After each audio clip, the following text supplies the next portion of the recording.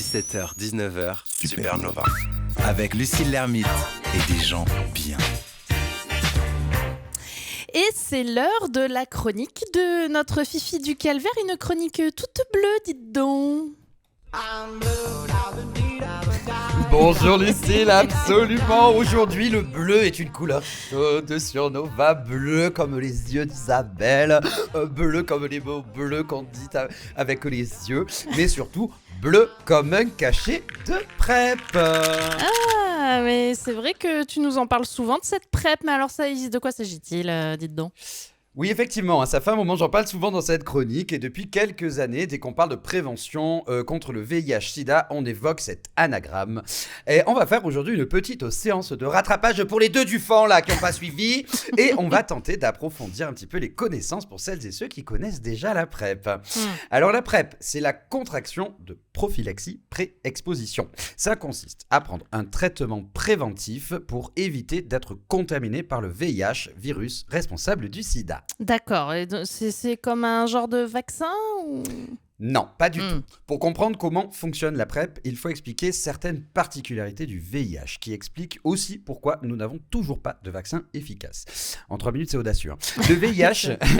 Le VIH, comme tout virus, ce n'est pas vraiment du vivant. C'est un fragment de vivant. Il a besoin d'un hôte pour venir greffer son petit morceau d'ADN à celui de la cellule infectée.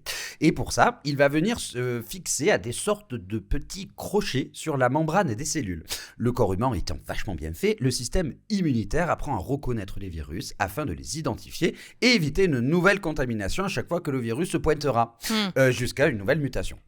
Et pour se protéger de certains virus, on va inoculer un vaccin qui est en fait le virus lui-même, mais rendu inoffensif, afin que le corps le mémorise. Le VIH, il a une petite particularité. Déjà, les cellules qu'il cible, ce sont les cellules du système immunitaire elles-mêmes. Et pour éviter d'être reconnu, le VIH, il se déguise. Alors là, je vais vulgariser vraiment un truc très simple. Mais en gros, c'est comme si le virus changeait en permanence de visage et que parmi ces visages, certains sont comme un espèce de miroir, de telle sorte que les cellules immunitaires ne peuvent jamais le reconnaître et pensent même qu'il s'agit d'un des leurs. Aussi, pour l'instant, un vaccin est très difficile à concevoir. Et la PrEP, dans tout ça, c'est un comprimé bleu, donc, constitué de 2 molécules antirétrovirales que sont M-tricitabine-tenofovir et le disoproxyl. On dit PrEP, le PrEP Truvada, c'est le nom commercial, c'est plus facile à retenir. Ce médicament est utilisé à l'origine dans le cadre de la trithérapie et parfois même et encore dans certains cas. Ces antirétroviraux vont venir se fixer sur le fameux petit crochet, rendant impossible pour le virus de contaminer celle-ci. Le virus étant sans hôte, il va rapidement s'autodétruire. Parce que le VIH, il a un petit défaut. Comme il change en permanence de visage, il a besoin de très rapidement trouver un nouvel hôte, sans quoi au bout de quelques secondes, il disparaît.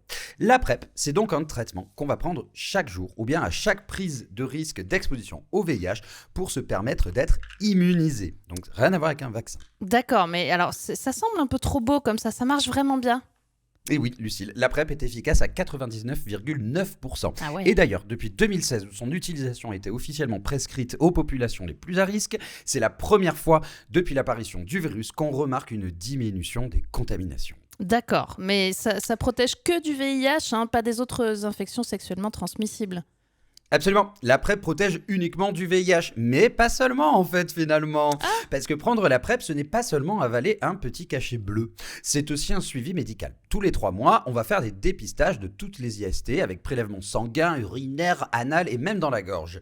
Et plus on dépiste, moins on contamine. Donc effectivement, la PrEP ne protège que du VIH, mais permet de lutter contre toutes les IST à l'échelle de la société. D'accord, et comment on fait pour y avoir accès ? Mais rien de plus simple, Lucille, depuis 2019. Même la première prescription peut être faite chez votre médecin généraliste.